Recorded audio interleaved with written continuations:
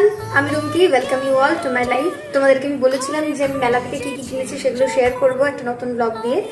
তো চলো আনবক্সিং করা যাক। এখানে যা যা দেখবে সবটাই কিন্তু আমি ওই দোকান থেকে নিইনি। দুটো ডিনার প্লেট আমি নিয়েছি, যেটা বাইরে ফুটপাথের দোকান থেকে আমি নিয়েছি। আর সত্যি ওই দোকানে দাম বেশি ছিল।